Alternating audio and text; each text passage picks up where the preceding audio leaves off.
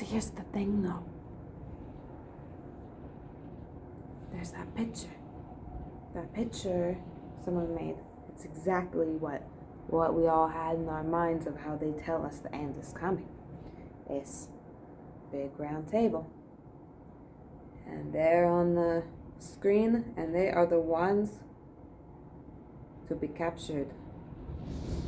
And of course, a cult is gonna cult. A cult is gonna do cult-like things. So I have always been worried that when they really think it is the end, that they're gonna start hiding people in basements, or they're gonna hide more in basements, or they're gonna, like, I don't know, start trying to, like, they're gonna start doing something. There's gonna be something that they have planned for when this happens. But I don't know that. That part has never been told to us. We've never been really told, like, okay, so once this, like, fire from Jehovah does come raining down to smite all the worldly people and cleanse them off the earth, like, what do we do? Like, they must have some idea of being, like, already have it figured out, groups of, okay, so you and you have to check on each other. You, and like, they would start to somehow group people in, like, disaster groups. Like, they would do something. So they've always told them to have a go bag, and they've always told them to keep there's this binder that they gave out, and it was, you're supposed to keep in touch with anyone that was, like, your so certain people. Basically, you're supposed to have certain people's phone numbers within the congregation, and you're supposed to submit to your phone number being shared with these same people. You have it in a binder. That's nice. And there's specific details from the elders. So I was supposed to have a place out of the city that I would tell them that I would go to if all of Regina was down. I figured out back then, I think, that I would go to one of my auntie's houses, and then it had to be, like, a good distance away. Like they said, it had to be, a couple 100 kilometers away. Where would you go? And you have to share information with them. They know about this. It was a whole, it took some planning and doing. And then we did start to collect, like, I personally did start to collect some stuff, like food that dehydrated food that you add water to. And because of that, I did buy, like, a single burner that hooked onto a propane tank. So it was handy come camping, but basically we got a bunch more camping gear because I was worried about this time in the end. I had my extra set of glasses in there. I had like an extra set of clothing, and they would tell us to quite often to always keep our tanks over half full with gas. So I used to think about that a lot when I would drive a car, even still to this, like, day, like, till when I lost my license.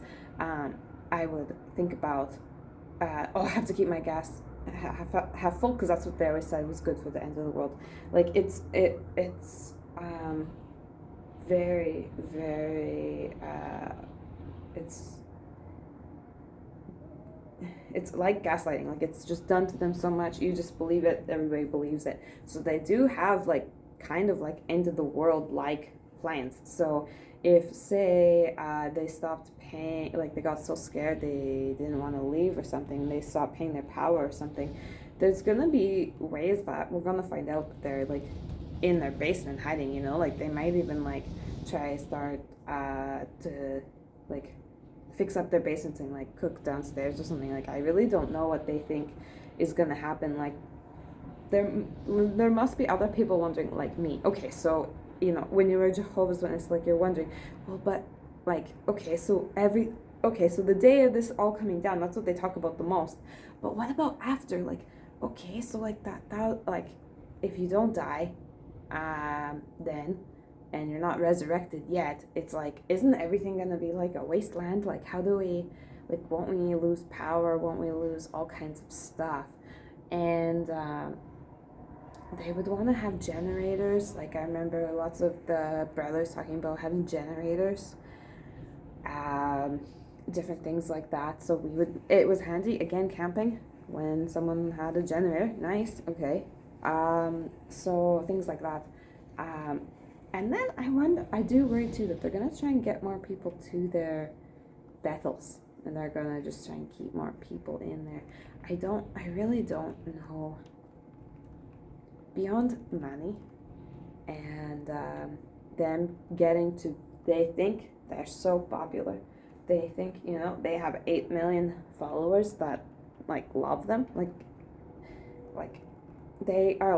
they think they're like a celebrity. They think they're like famous. They think, on top of being from God, they also are all of this, and they love that too. They love the attention so much. Like, what happens when, it's like, to me, it's like, what's the future is that there's no Armageddon coming. So people are gonna they're gonna keep telling people, oh, it's just, the last days it could be 100 years. Like, they're just gonna try and push it off as long as possible, because they have so many people that will their houses, their land, their anything that they have left, any assets, anything. They'll have them willed to the Jehovah's Witnesses, the Watchtower Corporation, the Pennsylvania, like the Bible Tract Society of Pennsylvania, whatever. Like, although one of those like named entities, they have it figured out that a person can will their stuff to them. So they're gonna bank on that for the next probably 30 years. Like, for the next 20 to 30 years, that's gonna be how they pay for pushing down the road all their lawsuits, is all the stuff that people have willed and the high prices of real estate. So on top of them flipping stuff and doing things real estate wise, and just having other investments that they do, they are not a pyramid is not just one thing. Then you'd have an arrowhead. So they're really going to be banking on these people. I made a thing on X about how their wills are going to be to the Jehovah's Witnesses, and of course that's going to upset people. That's really going to upset people. So the next 20 to 30 years, I am scared of people waking up a little bit. I am. I can say from my own experience, it was very painful, and I have still a lot of anger. I have a lot of anger. So what about the kids? Like, I am on one, there's a bit of a spectrum, if you will, with leaving the Jehovah's Witnesses. I'm on the one side, and there are people that are on the other side.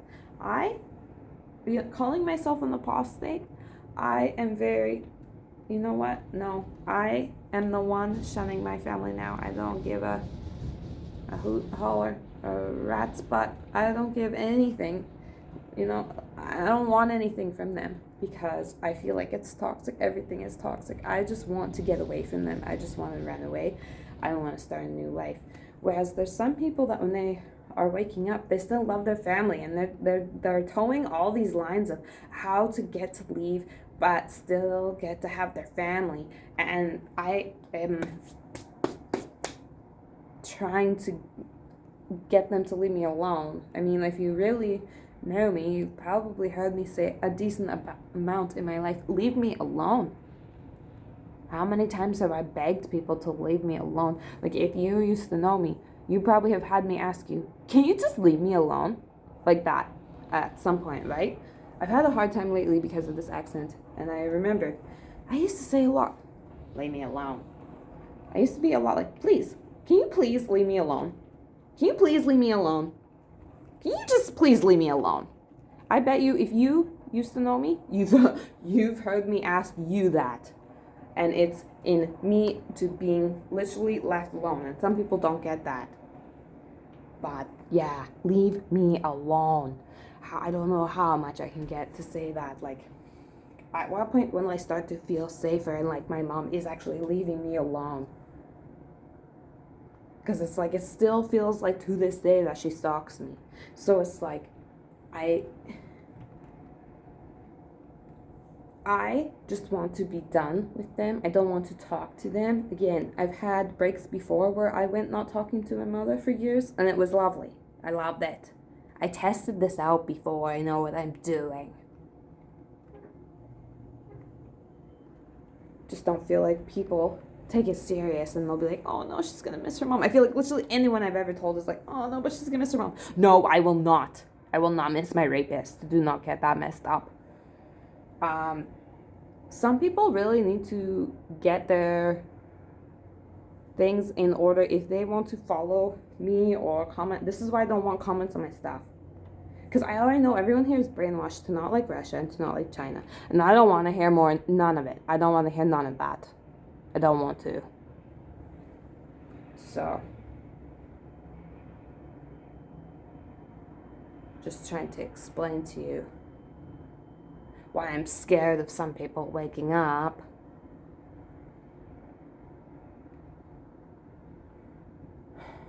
Because some people still love their families and they want to talk to them and they want to be able to have a relationship with them and they want to know how they could still go to Sunday dinner with them every week and, not have to go to meetings and just, they just want to be on the outside and still, they don't want to leave the bubble quite yet.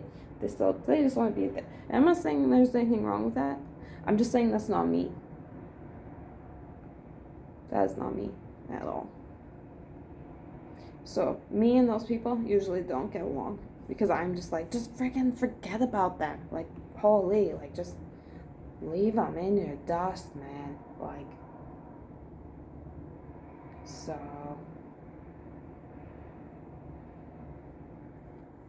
When you wake up, there's nothing that says you still have to love your mom and dad.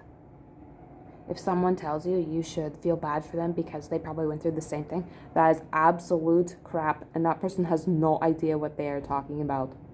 If someone continually tells you to live one day at a time, that is also toxic. Don't listen to that. In one ear, out the other. You are no prodigal son or daughter. You're no prodigal son or daughter. Don't put up with that crap either. Don't be a slave. Don't be a slave. At least if you're a slave for a country or a government, now you have rights. You have better rights and they care about your consent and stuff like that. And they sometimes pay you vacation pay too. Your family is not going to pay you. They're just going to be like, you get to live with us. So leave and leave them in your dust. Who cares? Who cares if you seem cold? Who cares if you seem... I don't know. Cold is the best word for it. I've been called cold a lot because I'm like, don't talk to my family. They are dead to me. I don't want to go there. Every time I give them another chance, it just makes me more sure that I don't want to give them no more chances.